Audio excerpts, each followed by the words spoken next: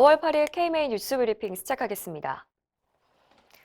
코로나19 4차 대유행에 대한 우려가 커지는 가운데 백신 접종을 서둘러야 한다는 전문가들의 목소리가 높습니다.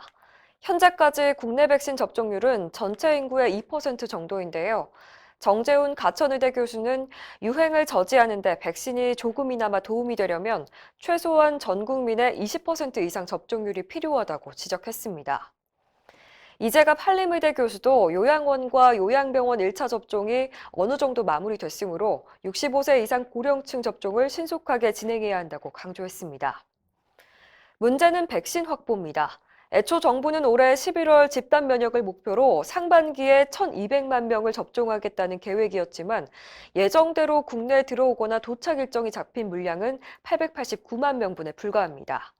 이런 가운데 정부는 아스트라제네카 백신의 혈전 발생 연관성에 대한 유럽의약품청의 검토가 끝날 때까지 이번 주부터 시작하기로 한 보건교사 등에 대한 접종 시기를 잠정 연기하고 이미 진행 중인 60세 미만 접종도 한시적으로 보류하기로 했습니다. 의료사고 입증 책임을 의료인이 지도록 한 법안이 국회에 제출돼서 의료계가 우려의 목소리를 내고 있습니다.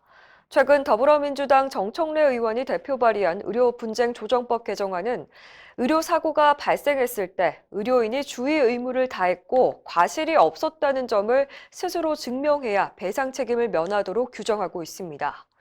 이에 대해서 의협은 의학적으로 규명되지 않은 불가항력적인 상황까지 의사의 무과실을 증명하는 건 불가능하다며 의료사고에 대한 명확한 개념 규정도 없이 의사에게 무한 책임을 전가하는 것은 부당하다고 지적했습니다.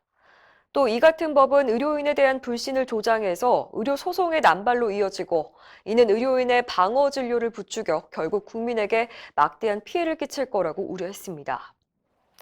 또한 의료사고 위험이 높은 흉부외과, 산부인과 등 필수 의료를 기피하는 현상이 더욱 심화할 거라고 강조했습니다. 비급여 진료비용 공개 대상을 의원급으로 확대하는 정부 방침에 대해서 강원도 의사회가 과도한 의료 통제를 즉각 중단하라고 비판했습니다. 의사회는 어제 성명을 내고 진료비 세부 내역과 비급여 자료를 심평원에 의무적으로 제출토록 하는 것은 개별 의료기관을 통제하기 위한 행정 편의적 발상이라고 지적했습니다. 또 코로나19로 심각한 경영난에 처한 의료계와 충분한 협의 없이 제도 시행에 나선 것은 인기 영합적인 모렴치 행정이라고 목소리를 높였습니다. 김태구 강원도 의사회장은 전문가의 목소리에 귀 기울여야 국민을 위한 최선의 의료 정책이 나올 수 있다고 지적했습니다. 한방 의료기관의 자동차 사고 환자 호객 행위가 도를 넘는다는 지적이 나오고 있습니다. 국내 상위 4개 손해보험사에 따르면 상해급수 12급에서 14급의 경상 환자의 1인당 평균 진료비는 2019년 기준으로 한 방에 76만 4천 원인데요. 의과 32만 2천 원의 2배가 넘습니다. 한방 치료비가 이렇게 많이 나오는 건 상급 병실료 때문입니다. 대부분이 경상 환자인데도 일주일 입원 진료비가 200만 원 안팎에 달합니다. 보험사에 청구된 한방의료기관의 상급 병실료는 최근 2년간 무려 19배나 늘었습니다. SNS상에는 보시는 것처럼 호텔 같은 인테리어 등을 내세우면서 고급스럽게 연출한 홍보물이 넘쳐나는데요. 이런 호화 마케팅으로 불필요한 입원을 유도해서 2,400만 가입자가 내는 보험료가 새고 있는 겁니다. 보험업계는 자동차 보험 상급 병실 수가 기준을 보완할 필요가 있다는 입장입니다. 이필수 의협 회장은 최근 대한병원의사협의회 총회에 참석해서 병원 의사들과 연대를 강화하겠다고 밝혔습니다. 이 당선인은 자신이 병원 의사로 6년간 근무한 경험이 있어서 봉직이들의 아픔과 어려움을 잘 알고 있다며 근무 환경 개선과 인권 보호를 위해서 노력하겠다고 말했습니다.